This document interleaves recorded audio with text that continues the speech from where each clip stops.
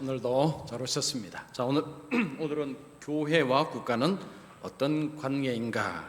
이것은 책 제목이고요. R.C. 스프롤. R.C. 스프롤은 제가 이분이 쓴 책을 이전에 여러 번 제가 소개해드렸는데, 자, 이분은 정말로 우리 신학자로서 굉장히 참 많은 책을 통해서 성도들에게 유익을 주신 분이 R.C. 스프롤. 그래서 우리 성도님들은 그냥 상식적으로 R.C. 스프롤, 앞으로도 아마 이분의 책을 좀 제가 소개할 때가 있을 것입니다. 자, 이분이 쓴 책 중에 교회와 국가는 어떤 관계인가라는 이제 그 책을 썼는데, 그 책을 가지고 말씀드립니다. 자, 그리고 지난주부터 여러분 파워포인트가 좀 달라졌죠? 그전하고 많이 달라졌는데, 그림도 들어가고요.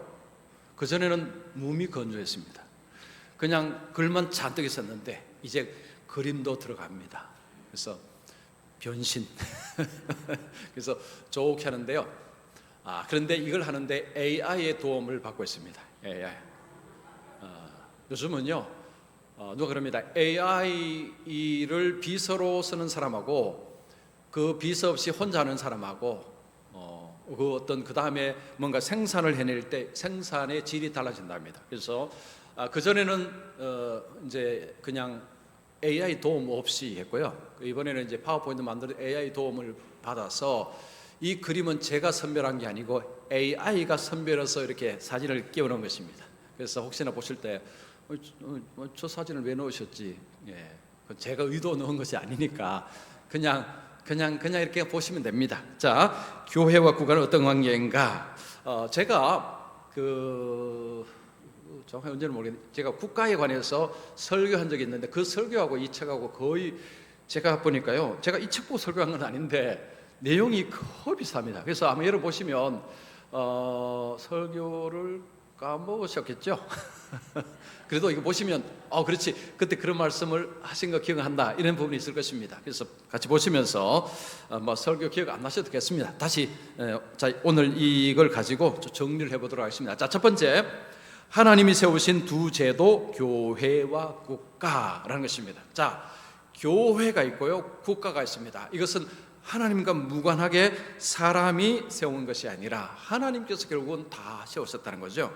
자, 교회의 사명, 복음을 선포하고 하나님 나라의 진리를 드러내는 사명을 받았다. 자, 하나님이 교회를 세우시고 교회를 통해서 하나님이 하시고자 하는 것이 바로 이겁니다. 복음의 핵심은 뭡니까? 예수 그리스도의 행하신 일들, 예수 그리스도의 성품, 이 모든 것이 복음입니다. 자, 복음을 전해서 생명을 구원하는 일을 하는데, 그래서 이 복음을 통해서 하나님의 진리를 드러내는 일을 하는 것이 교회다. 그러면 국가의 사명이 뭐냐? 질서를 유지하고 악을 억제하며 시민의 선을 증진하도록 부름을 받았다. 하나님께서 국가를 세우신 목적이 질서 유지입니다. 질서 유지, 그리고 악을 억제하는 것입니다. 악한 자들이 득세하지 못하고 그들에게 벌을 줌을 통해서 악을 억제하고 그리고 선을 증진하도록 국가를 세웠다는 거죠. 그래서 국가의 지도자는 이 일을 해야 됩니다. 선을 증진시키고 악을 억제하는, 악한 자에게 벌을 주고 선을 행하는 자에게 상을 주고, 이것이 국가 통치자들이 해야 하는 일입니다. 자, 핵심 메시지 보시면 교회와 국가는 모두 하나님의 창조 질서 안에서 세워진 제도이다. 국가는 질서를 유지하고 악을 억제하며 시민의 선을 증진하도록 부름받았고, 교회는 복음을 선포하고 하나님 나라 진리를 드러내는 사명을 받았다. 이 둘은 분리되었으나 협력적으로 존재할 수 있으며 하나님께 복종한다는 공통된 원리를 따른다. 그래서 교회가 있고 국가가, 어떻게 보면 교회는 교회의 사명이고 국가는 국가의 사명이 있는데, 이 둘은 전부 하나님의 주권 아래서의 역할이 있고 하나님 앞에서 복종을 해야 되는 것이 국가도 교회도 똑같다는 거죠. 자, 나는 하나님 백성으로서 교회의 사명과 시민으로서 국가에 대한 의무를 어떻게 조화시키고 있는가? 하나님께 대한 충성을 우선으로 두고 있는가? 자, 교회가 있고 국가가 있는데, 자, 우리는 국가의 국민입니다. 대한민국의 국민이고, 그리고 또 교회에 소속된 사람입니다. 그래서 자, 우리가 이 나라 그리고 교회 다 속해져 있죠. 자, 여기서의 어떤 의무, 책임, 자 이것들을 잘 감당하고 있는가? 그러니까 뭐 여기는 소홀하고 여기는 열심히 하고 이러면 안 된다는 거죠. 국가는 국가에 대한 의무 책임들, 교회에 대한 의무 책임을 감당하되 중요한 것은 하나님께 충성하는 것입니다. 그래서 우리의 충성의 대상은 국가가 아니고 먼저 교회가 아니고 하나님이십니다. 그죠? 하나님께 충성함으로 교회와 국가를 이제 우리가 국가의 책임을 다하는 사람으로 서야 된다는 것입니다. 자, 두 번째, 권세의 근원, 하나님의 통치 아래에 있는 모든 권력, 이 땅에서 있는 모든 권세는 전부 하나님으로부터 온 것입니다. 국가의 뭐 대통령이든 뭐 왕이든지 간에 누구든지 간에 전부 하나님의 권세 아래, 하나님의 통치 아래 있다 하는 것입니다. 성경은 모든 것이 하나님께로부터 났다고 선포합니다. 자, 로마서 13장이 그 말씀이죠. 세상에 어떤 권세도 하나님과 무관한 권세는 없습니다. 전부 하나님의 통치 아래, 하나님 아래서 주어진 권세라는 것입니다. 그래서 어떤 권세를 가졌든 간에 이 권세는 하나님께서 내게 주셨다라는 그런 관점을 가져야 되는데, 세상 권세자들은 그렇게 생각 안 하죠. 내가 능력이 있어서, 내가 똑똑하니까 그렇게 생각합니다. 그렇게 생각하면 탈납니다. 자, 우리나라에서 탈이 많이 나고 있죠. 자, 어쨌든 그러니까 권세를 받은 자들에게 제일 중요한 것은 이 권세가 위로부터 주어졌다는 거죠. 믿지 않는 사람도 그런 이야기입니다. 대통령은 하늘이 세운다, 뭐 이런 표현을 씁니다. 나라의 지도자를 하나님이 세운다, 하늘이 세운다. 그 하늘이 우리로 봐서는 이제 하나님인데, 사실은 믿지 않는 사람들은 말은 그렇게 하지만 실제로 그렇게 안 믿죠. 전부 자기 당 아니면 자기 힘, 권력, 거기에 사실은 모든 기원을 둡니다. 그러다 보니까 자신의 욕심, 자신의 뜻, 자신의 계획이 무리수를 두는 경우가 많습니다. 자, 여기 피라미드 보시면 위에 하나님의 주권이 있고, 그 다음에 정부의 권위가 있고, 그 다음에 인간의 순복이 있습니다. 그래서 하나님의 주권 속에서 권세를 주시고 인간은 그 앞에서 순복하고, 자, 핵심 메시지 보시면 성경은 모든 권세가 하나님께로부터 나타나고 선포한다. 따라서 정부의 권위도 하나님의 허락 아래 주어진 것이다. 심지어 악한 권세조차도 하나님의 궁극적인 주권 아래 있으며 우리는 그 권세를 무조건 순종하기보다 하나님의 뜻에 따라 분별하여 순복해야 된다.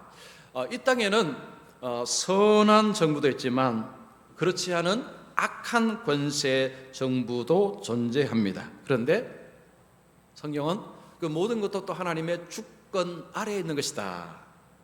많은 분들이 여기서부터 이제 혼란을 가집니다. 아니, 저 악한 자들을 그러면 하나님께서 저 악한 자들이 할 수 있도록 하나님이 기회를 주신 것인가? 하나님이 그럼 악을 행하도록 그렇게 합법적으로 하신 것인가? 그 말이 아니라 그 악한 일들조차도 결국은 하나님의 전체적인 권세 아래 있는데, 때가 되면 하나님이 심판하신다는 거죠. 그 악에 대해서는 하나님이 심판하시는데, 근데 지금 상황 속에서는 악이 득세하고 악이 선을 누리는 상황이 일어날 수도 있다는 거죠.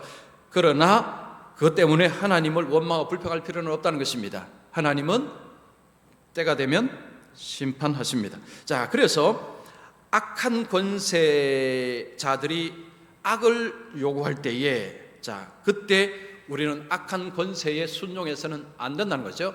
하나님의 뜻에 순종을 해야 됩니다. 그래서 국가와 하나님의 뜻이 충돌할 때 우리는 하나님의 뜻이 우선돼야 됩니다.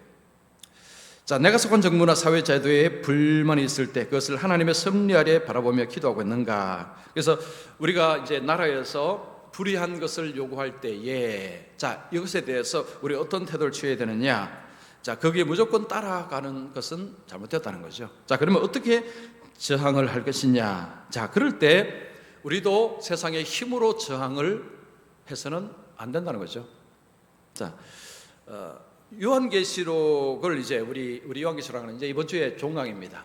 요한계시록을 이제 공부하신 분들 다 하셨고, 자, 요한계시록을 보면요, 이 땅에서 교회는 굉장히 약한 존재입니다. 이게 위에서 누르면 그냥 눌리는 존재. 그 교회가 막 힘을 합해서 막 싸우고 그런 게 없습니다. 그러니까 성경에서 보이는 교회는요, 너무 약한 존재입니다. 그야말로 너무 약해서 이게 무슨 교회가 뭐 이렇게 힘이 없나 싶을 정도의 약한 모습을 보이는 것이 성경의 교회상입니다. 예수님이 승천하시고 이제 초대교회가 있을 때 계속 핍박을 받았습니다. 엄청난 핍박을 받았어요. 그 핍박 가운데서 어떤 사람은 교회를 떠났습니다. 왜 떠났을까요? 아니, 하나님이 살아계시고 예수님 곧 오신다고 하면 이 악한 자들이 이렇게 할 때 하나님께서 바라바라 심판해 주셔야 되는데 오히려 교회는 계속 얻어맞으니 심지어 성도들이 맞아 죽어나가는 일들이 계속되니까 사람들이 하나님을 못 믿겠다고 한 것입니다. 하나님 없다, 하나님 있어도 이런 하나님을 못 믿는다 하고 떠나버린 것입니다. 그런데 사실은 그 모든 것은 다 하나님의 주권 아래에 있기 때문에 제한된 시간 속에서 악이 행해질 뿐입니다. 그 제한된 시간이 사람의 입장에서는 굉장히 길게 느껴질 수도 있다는 거죠. 근데 그것은 우리 입장이고 하나님이 정하신 기한 속에서 악이 행해질 뿐입니다. 자, 우리가 욥기를 보면 욥이 엄청난 고난을 받았습니다. 그러면 욥이 무한대로 뭐 죽을 때까지 그랬느냐? 그렇지도 않습니다. 하나님의 주권 가운데서 제한된 시간 속에서 고통을 당했죠. 자, 우리의 제한된 시간이 이 땅을 떠날 때까지일 수도 있습니다. 만약에 정말 거기서 끝난다면 우리의 고난은 아무런 의미가 없습니다. 바보입니다, 바보. 뒤가 없는데 지금 이런 고난을 받는다, 바보가 하는 것입니다. 근데 우리의 고난은 이 땅에서 우리가 죽을 때까지 고난을 받을지라도 이게 제한된 고난입니다. 그 다음이 우리에게 뭔가 다른 것이 기다립니다. 새로운 곳이죠. 천국, 새하늘과 새 땅, 하나님 나라, 하나님의 영광이 기다리고 있습니다. 그래서 우리는 그 영광을 바라보고 제한된 삶 속에서 하나님을 섬기는 것입니다. 이것이 바로 우리가 섬기는 것입니다. 자, 세 번째, 국가의 역할, 정의의 집행자. 자, 권한의 상징. 국가는 칼을 들 수 있는 권한을 가지며 질서와 평화를 유지하는 도구로 사용된다. 자, 국가는 칼을 가지고 있습니다. 권위, 힘을 가지고 있다는 거예요. 그래서 악을 행하는 자들에게 처벌을 내리고 벌을 주고 하는 것입니다. 이게 칼을 가지고 있다는 것입니다. 정의의 집행, 선을 장려하고 악을 처벌함으로 정의를 세워야 된다. 그래서 국가가 이 땅에서 존재하는 이유는 정의를 세우는 것입니다. 그래서 많은 사람들이 살고 싶은 나라는 정의로운 나라입니다. 새로운 대통령이 세워질 때마다 국민들이 원하는 건 뭐죠? 정의로운 나라를 세워달라는 거죠. 여러분, 정의로운 나라가 어떤 나라입니까? 악한 자들이 처벌되고 보통의 선을 행하는 사람들이 존중받고 약한 자들이 약함을 통해서 차별받지 않고 이런 나라가 정의의 나라입니다. 이런 나라를 세워달라는 것, 그것이 국가의 목표입니다. 자, 교회의 역할을 보겠습니다. 국가가 불의하게 될 때 교회는 예언자적 목소리 그 오리를 지적해야 한다. 자, 그래서 이제 교회가 해야 될 중요한 일이 뭐냐면 국가가 잘못된 길을 갈 때 교회는 잘못된 것에 대해서 목소리를 내야 된다는 거죠. 자, 근데 여기서 싸우라는 것은 아닙니다. 즉 물리적으로 같이 싸우라는 것은 아닙니다. 자, 성경에서 여러분 그 초대교회도 마찬가지입니다. 그럴 때에 교회는 맞서 싸우지 않았습니다.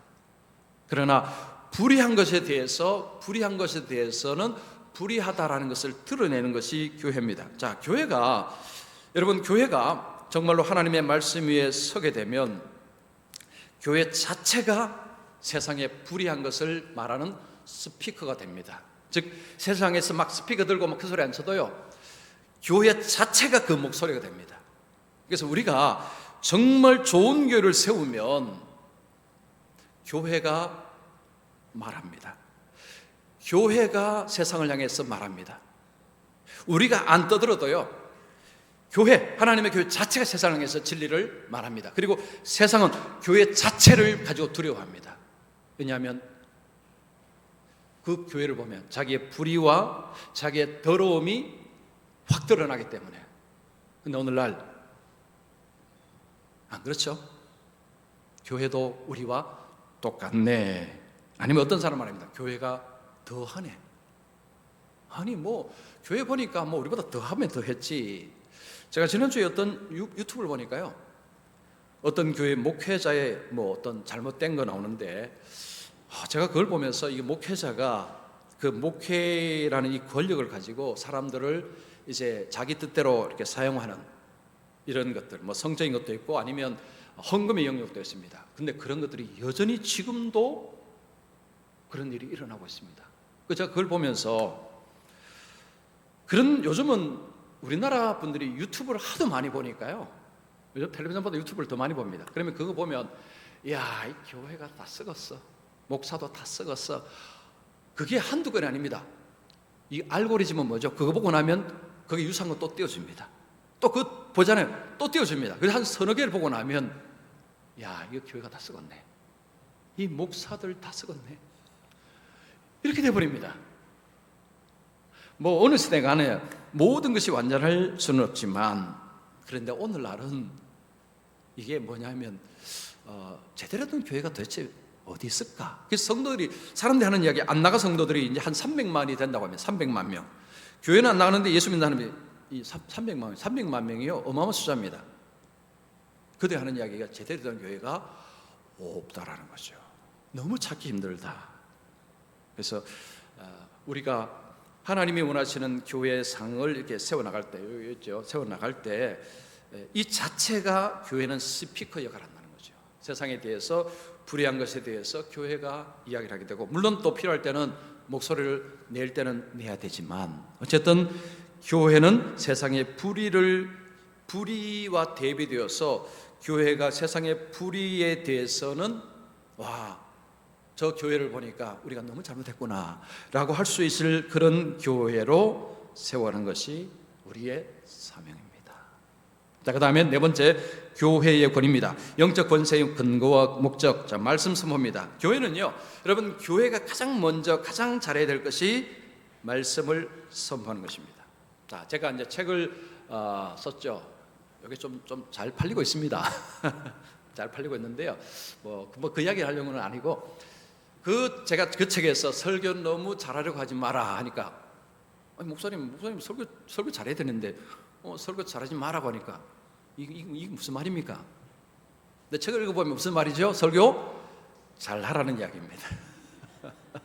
근데 이제 그게 뭐냐니까, 너무라는 표현 속에서 너무가 사실은 사람을 이탈시키는, 번아웃도 주고요, 또 너무 스트레스를 많이 받고, 그래서 오히려 그것이 잘못하게 만드는 이유가 되기 때문에, 그건 제 경험으로 하는 이야기입니다. 제가 원래 옛날에 그랬습니다.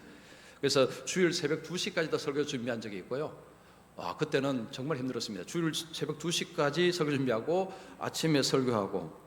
그럼 상상을 해보십시오. 오전 설교를 어떻게 할 수 있을까요? 지금 생각해도 그때 맨정신으로 설교를 했는지 모르겠습니다. 근데 어쨌든 너무 스트레스를 많이 받았습니다. 그래서 제가 이제 후배 우리 목사들, 우리 전도사들에게는 나처럼 하지 말고, 그렇지만 설교라는 것이 그렇게 한다고 잘하는 건 아니다. 그러면서 설교에 대해서 이제 뭐 제가 그런 표현을 썼는데요.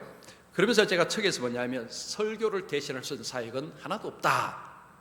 설교를 사역을 대신할 수 있는, 이것은 하나님이 정하신 방법입니다. 예수님, 그리고 예수님 전, 그리고 예수님 오실 때까지 하나님이 교회를 통해서 하나님의 백성에게 하나님이 하시는 첫 번째, 이게 바로 말씀 선포입니다. 이게 설교입니다. 그래서 이것은요, 절대 양보해서도 안 되고 포기해서도 안 되는 것입니다. 그래서 목사는요, 가장 먼저 설교하는 일에 초점을 두고 열심히 해야 됩니다. 어쨌든 저 그렇게 하려고 하고 있습니다. 자, 그래서 말씀 선포가, 그리고 그 다음에 성례 집행입니다. 세례와 성찬을 통한 은혜 전달. 이제 성례라는 것은 교회만이 할 수 있는 것이고 목회자가 할 수 있는 것인데, 그래서 교회가 예수를 믿는 사람들에게 세례를 주고, 그리고 우리 성도들이 예수님의 십자가의 은혜를 이제 몸으로 체험하기 위해서 성례를 합니다. 자, 우리 교회도 이제 정기적으로 하고 있습니다. 자, 신자 훈련, 제자도와 영적 성장을 위한 교육. 그래서 교회는 예배도 드리지만 훈련을 하죠. 그래서 성령 읽기도 하고 뭐 여러 가지 훈련을 합니다. 그래서 교회는 이것을 통해서 성도들 하여금 신앙에 계속해서 자라날 수 있도록 그렇게 합니다. 자, 교회는 정치의 권세가 아니라 영적 권세를 위임받았다. 교회는 정치 집단이 아닙니다. 교회는 하나님의 권세를 가진 집단입니다.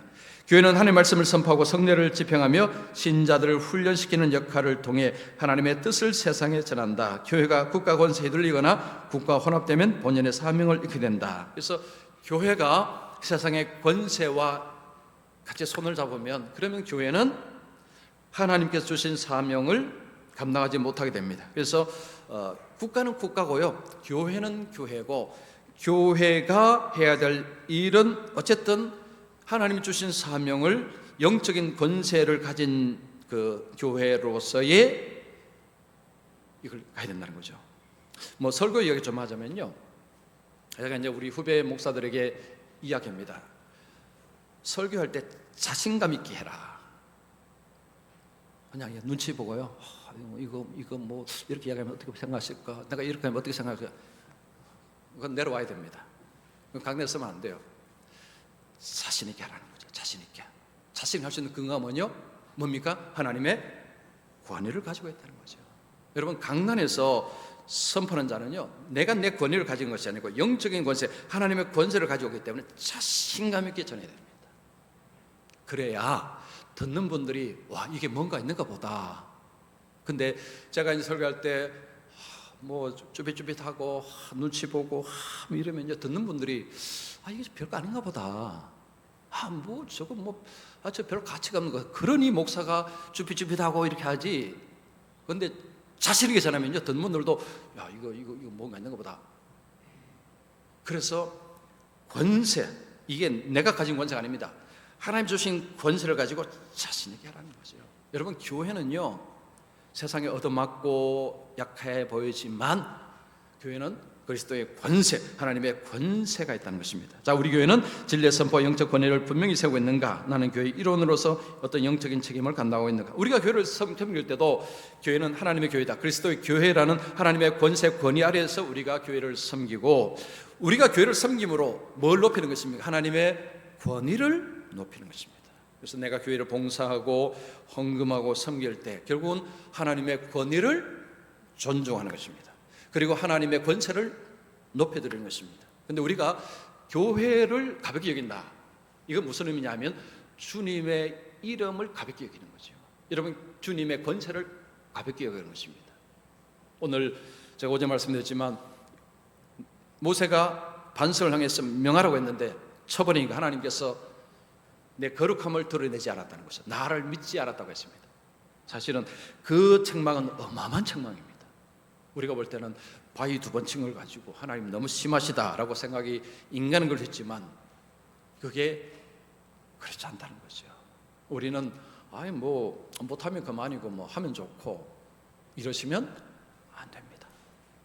여러분, 교회는 그런 존재가 아닙니다. 교회는요, 그냥 내 손 안에 놓고 이렇게 주물다 그런 존재가 아닙니다. 교회는 하나님의 권세, 주님의 권세가 있는 교회입니다. 자, 5가 다섯 번째, 정교 분리의 의미, 혼동을 피하라. 자, 정교 분리의 진정한 의미, 교회와 국가가 각각 독립적으로 하나님께 속합니다. 교회도 하나님께 속하고요, 국가도 하나님께 속합니다. 서로 간섭하지 않는 관계. 교회는 국가, 국가는 교회, 서로 간섭하지 않는 것입니다. 교회의 자유를 보호합니다. 자, 교회는 뭘 해야 되느냐? 나라는요, 국가의 권세를 가지고 교회를 보호해야 됩니다. 보호해야 됩니다. 국가의 종교 강요 방지. 자, 국가가 종교에 간섭하기 시작하면 이제 여기서부터 문제가 많이 발생합니다. 그래서 서로 존중하라는 거죠. 자, 5회와 바른 이해 보시면 정교 분리는 세속주의가 아닌 자유로운 신앙 실현을 위한 하나님의 질서이다. 이는 종교의 배제가 아니라 종교의 자유를 보장하기 위한 원칙이다. 나중에 우리가 하나님 나라에 들어가면 그때는 정치와 종교가 분리되고 이런 것도 없습니다. 전부 하나입니다. 그러나 이 땅에서는 다 예수 믿는 사람이 아닙니다. 모두가 신자가 아닙니다. 종교도 다르죠, 생각도 다르죠. 그런 가운데서 자, 정교 분리가 어떤 의미가 있느냐? 예수 믿는 자유로움을 보장하라는 거죠. 보장받는 것입니다. 국가는 불교든지 기독교든지 거기에 자유를 주고 보호해야 될 책무가 있다는 것입니다. 우리 기독교인은 모든 사람이 예수 믿고 다른 모든 종교는 다 없었으면 하겠지만 그건 비현실적인 이야기입니다. 특히 우리나라는요, 다른 나라와 아주 특이한 현상이 있는데 모든 종교가 있는데 종교끼리 싸우지 않는다는 게 대한민국의 아주 특징이랍니다. 보통은 종교 간에 막 싸웁니다. 요즘 중동 같은 데 가도 마찬가지고 중간에 갈등이 엄청 일어납니다. 그런데 대한민국은 유일하게 종교가 골골골 있는데 안 싸운답니다. 그래서 종교학자들이 그 말합니다. 그래서 대한민국은 참으로 희한한 나라다. 이런 나라가 없답니다. 그래서 어쨌든 국가가 각 종교에 대한 자유를 보장한다는 것은 이건 우리에게도 좋고요. 그리고 뭐 불교를 우리가 인정한다는 것이 아니고 그들도 그들의 삶을 살아가는데 국가가 그 자유를 보장해 주는 것은 그들에게만 주는 혜택이 아니고 우리에게도 주는 혜택이라는 거죠. 그래서 우리가 다른 종교인을 존중해야 됩니다. 뭐 그들이 믿는 바를 인정하는 것은 아니지만 그들의 것에 대해서 존중을 해 주는 것이 결국 우리가 존중을 받는 길이라는 거죠. 자, 밑에 보시면 정교 분리는 교회와 국가가 각각 독립적으로 하나님께 속해 있으며 서로 상호 간섭하지 않아야 함을 뜻한다. 이는 교회의 자유를 보호하며 동시에 국가가 특정 종교를 강요하지 못하도록 한다. 정교 분리는 세속주의가 아닌 자유로운 신앙 실현을 위한 하나님의 질서이다. 그래서 이제 국가가 존재함을 통해서 결국은 예수 믿는 것이 그 안에서 보호를 받는 이런, 우리나라가 지금 이제 그렇죠. 우리가 예수 믿는 것에 대해서 처벌받고 예수 믿어서 박해를 받는 그게 나라가 이제 딱 보호를 해주는 거죠. 자, 나는 교회와 국가의 관계를 바르게 이해하고 있는가? 그래서 나라와 교회를 바르게 이해하지 못하면 이게 혼동이 되면 그러면 우리가 교회에 대한 책무, 나라에 대한 책무를 제대로 하지 못하게 됩니다. 자, 여섯 번째, 충성과 불복종. 먼저 순종하고 언제 순종하고 언제 거부해야 하는가? 사람보다 하나님께 순종해야 된다. 그래서 성경은 우선순위는 분명합니다. 우리는 하나님께 먼저 순종해야 된다. 정당한 권세 복종, 하나님이 세우신 권세에 대한 기본적인 순종, 불의한 명령 분별, 자, 하나님의 뜻과 충돌하는 명령을 식별하는 것. 그래서 이것이 하나님의 뜻에 합하냐 아니면 하나님 뜻을 훼손하는가에 대해서 분별할 수 있어야 된다는 거죠. 자, 신앙 양심에 따른 거절, 불의한 명령에 대한 용기 있는 불복종. 그래서 이제 신앙 양심이라는 것은 결국 하나님의 말씀을 가지고 이제 불복종을 하는 것입니다. 불복종의 대가 감수, 신앙적 결단에 따른 책임과 결과 수용. 그래서 이제 만약에 어떤 나라가 하나님의 뜻에 맞지 않는 것을 요구했을 때, 그것을 거부했을 때 일어나는 이제 위험, 어려움, 자, 이런 것들을 감수를 하라는 거죠. 자, 그런데 그걸 감수하지 않고 나는 이걸 절대 받을 수 없어 하고 싸우는 것을, 어떤 인간적인 세상의 방법으로 싸우는 것은 교회가 할 일이 아니라는 거죠.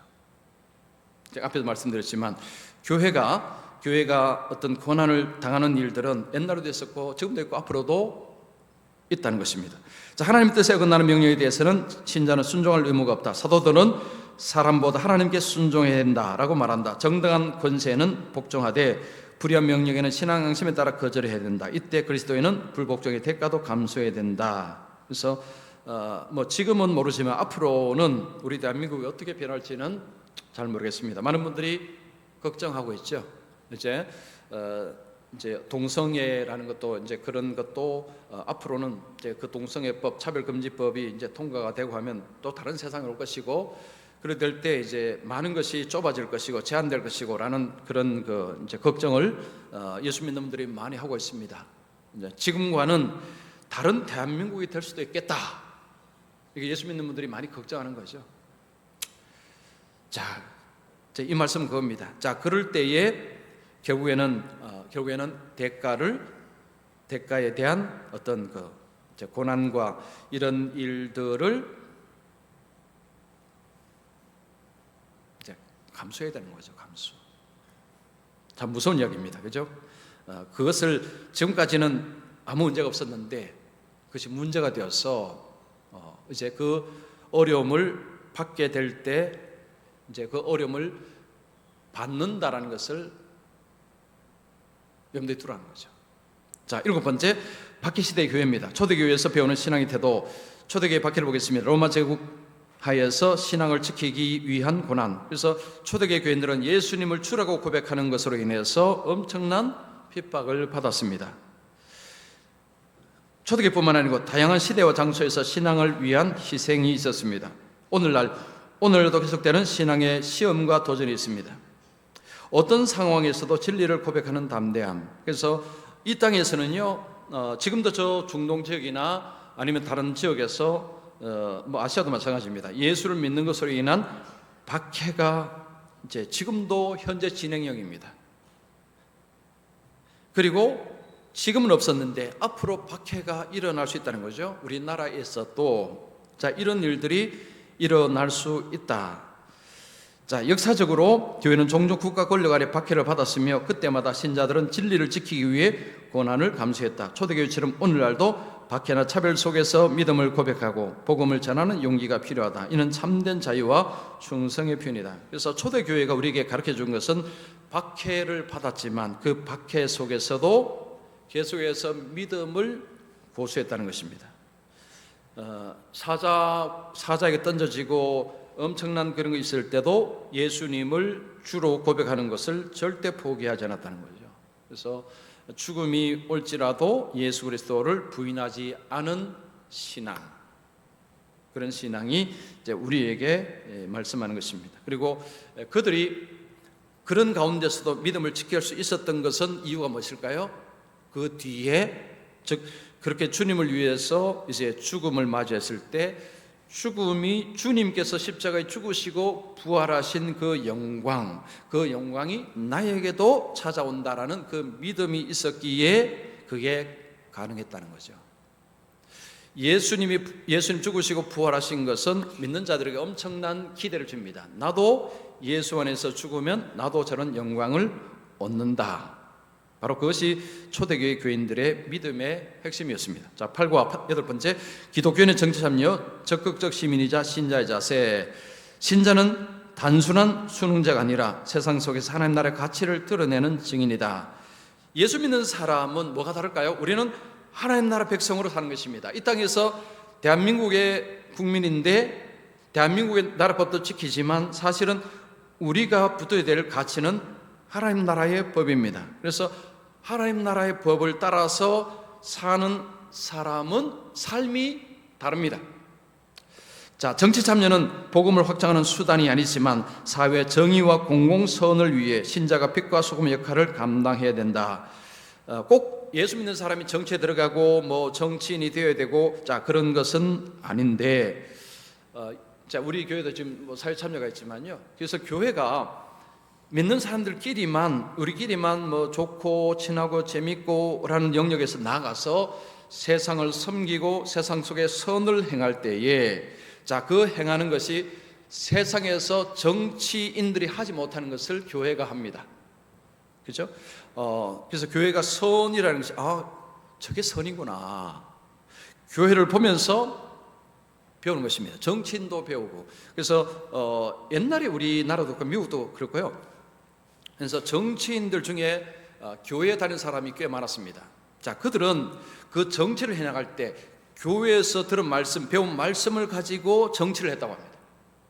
그런 기록들이 있습니다. 그래서 주일날 우리나라의 어떤 그분이 정부 강요였는데 교회 장로님이었습니다. 주일날 말씀을 꼼꼼히 적었다는 거죠. 왜 적었느냐? 이걸 정치에 사용하기 위해서. 그래서 그분에게 그 정치의 영역의 어떤 기본은 뭐냐? 이게 교회라는 거죠. 교회에서 하나님의 어떤 말씀을 가지고 내가 어떻게 정치해야 될 것인가를 거기서 가져왔다는 것입니다. 요즘은 보기 어렵지만 어쨌든 교회가 하나님 나라의 법을 지키며 나갈 때 결국 세상 속에서의 소금과 빛의 역할이 세상을 이렇게 어떤 사실은 정치가 해야 되는 역할을 교회가 이제 하는 것입니다. 정당성, 정의, 생명 존중 등의 가치가 기준이 된다. 교회는요, 정의로움 그리고 생명을 존중하고 약자에 대한 배려와 헌신과 이런 부분들을 교회가 해 나갈 때, 이것이 어떤 정치적으로 아니면 국가적으로 교회가 유익을 주고 도움을 주는 방법입니다. 신자는 단순히 수능자가 아니라 세상 속에서 하나님 나라의 가치를 드러내는 증인이다.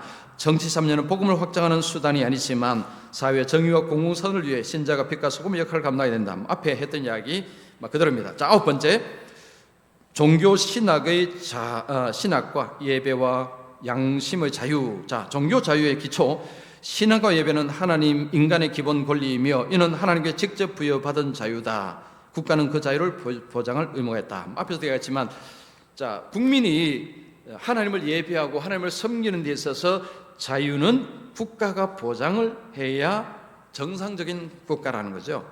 자, 교회의 역할. 교회는 다른 종교나 무슬림과의 차이를 분명히 하면서도 종교 자유의 원칙을 옹호함으로써 자신 역시 자유롭게 진리를 선포할 수 있는 기반을 확보해야 된다. 앞에서 말했던 거죠. 기독교만 자유를 주고 다른 종교는 다 없애야 됩니다. 위험한 이야기입니다. 그것은 결국은 기독교조차도 자유를 억압하는 길이 됩니다. 우리가 기독교의 자유를 누리기 위해서는 다른 종교의 자유도 허락을 해야 된다는 거죠. 그 속에서 우리가 예배의 자유, 하나님을 섬기는 자유를 확보할 수 있다는 것입니다. 나만 옳으니 그냥 나만 잘 되면 돼, 다른 것은 다 없어져야 돼. 결국에는 내게 있는 자유도 다 국가가 가져가 버린다는 거죠. 그래서 모든 종교가 자유롭게 섬길 수 있도록 그런 자유를 교회는 옹호하고 그 자유를 인정하도록 그렇게 이제 교회가 그런 일을 해야 된다는 거죠. 그래서 이 땅에서는 기독교만 있는 것이 아니라 다양한 종교가 있는 가운데서 서로 간의 존중을 통해서, 자, 우리가 해야 될 것은 우리는 평화의 복음을 통해서 그들이 하나님을 알 수 있도록, 내가 잘못된 신을 섬기거나 내가 내 종교가 잘못되었다는 것을 깨달을 수 있도록 교회가 선을 행해야 된다는 것입니다. 자, 마지막 10번째입니다. 하나님 나라를 위한 충성, 최종 권위는 누구인가? 자, 하나님의 통치, 궁극적인 통치는 이 땅의 정부가 아닌 하나님께 속했다. 그래서 이 땅에서 정부는요, 궁극적인 권세자가 아닙니다. 궁극적인 권세자는 하나님입니다. 이중 시민권입니다. 그리스도는 세상의 시민이면서 동시에 하나님 나라 백성입니다. 궁극적인 충성, 그리스도인의 궁극적인 충성은 하나님 나라와 그 의에 있다. 자, 예수 믿는 사람의 우리의 궁극적인 충성의 대상은 하나님이고, 우리가 구해야 될 것은 하나님 나라, 하나님의 의는 하나님의 성품, 하나님의 뜻, 이게 하나님의 의입니다. 그래서 이 땅에 살면서 우리가 붙들고 가야 될 것은 하나님의 말씀, 하나님의 뜻, 이것을 붙들고 나갈 때에 나라도 잘 세울 수 있고 하나님 나라도 잘 세울 수 있다. 그래서 우리의 삶의 모토는 너희는 그의 나라와 그의 의를 구하라. 우리의 삶의 중심은 하나님 나라, 그리고 우리가 붙들어 가야 될 법은 하나님 나라의 법. 이것이 바로 예수 믿는 자에게 하나님께서 요구하신 것입니다. 자, 정리하겠습니다. 국가가 있고 교회가 있습니다. 국가는 뭐 해야 됩니까? 악을 처벌하고 악을 억제하고 선을 증진하는 일을 합니다. 그리고 종교의 자유를 보장하는 것이 국가의 될 일입니다. 교회는 복음을 선포하고 하나님이 누구신가를 전하고 진리를 선포하면서 하나님께서 원하시는 것이 뭔가를 삶을 통해 드러내서 세상이 교회를 보고서 와, 저게 진짜구나, 저렇게 될 때 우리 모두에게 유익이 있겠구나 라는 것을 깨달아 알 수 있도록 교회가 그 일에 힘을 써야 된다는 거죠. 그래서 교회는 하나님께서 원하시는 것을 행하게 될 때 세상은 교회를 보고 두려워하게 된다는 거죠. 와, 저 교회가 없으면 큰일 나겠다. 요즘은 교회 들어오면 사람들이 결사 반대하지 않습니까? 왜요? 땅값 내려가기 때문에. 이거 참 우픈 현실입니다.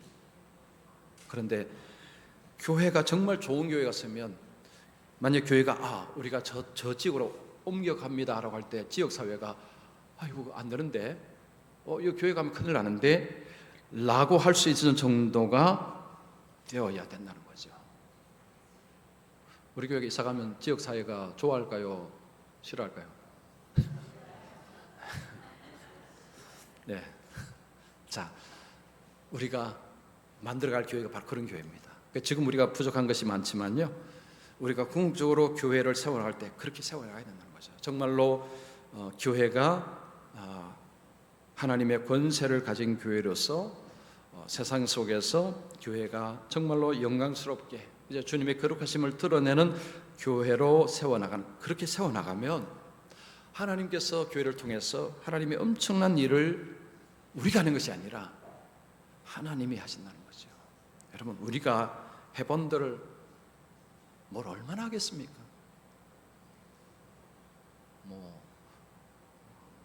여러분, 목사가요, 거기가 거기입니다.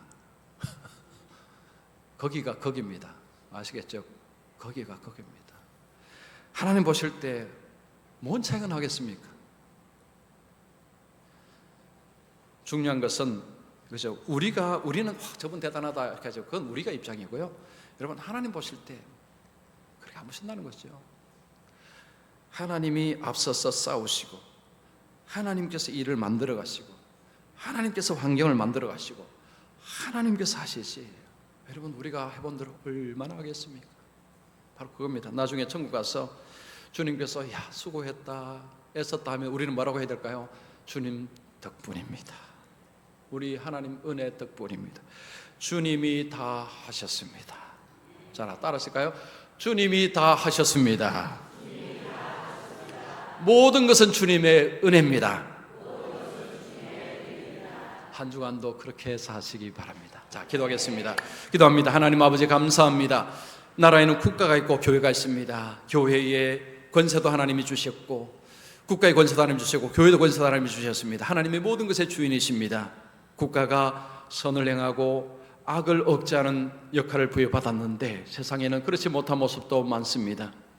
교회가 주님의 권세로 세워지고 복음을 바로 전하며 생명을 구하는 일을 해야 되는데 교회가 그렇지 못한 모습도 많습니다. 우리가 하나님의 말씀 앞에서 우리 자신을 돌아보게 하여 주시옵소서. 우리 함께하는 교회가 하나님이 보실 때 어떤 교회 모습인지 우리 자신을 볼 수 있는 눈을 허락하여 주시옵소서. 부족한 것들이 많습니다. 하나하나 고쳐가고 보완하며 주님의 뜻에 바르게 세워져가는 우리 교회가 되게 하여 주시옵소서. 주님께 충성하는 교회가 되게 하여 주시옵소서. 주님의 마음에 합당한 교회가 되게 하여 주시옵소서. 우리가 이 땅을 떠나서 주님 앞에 설 때 주님께서 영광스러운 관을 우리의 머리에 씌워 주실 때 우리는 그 관을 주님께 다시 드리면서 모든 것이 하나님의 은혜입니다. 하나님이 다 하셨습니다. 하나님의 은혜로 여기까지 왔습니다 라고 고백하며 이 땅에서도 늘 하나님을 기억하며 감사하며 한 주간도 주님의 은혜를 기대하고 주님의 은혜에 기대어서 살아가는 주의 모든 백성 되게 하여 주시옵소서. 예수님의 이름으로 기도하옵나이다. 아멘. 감사합니다.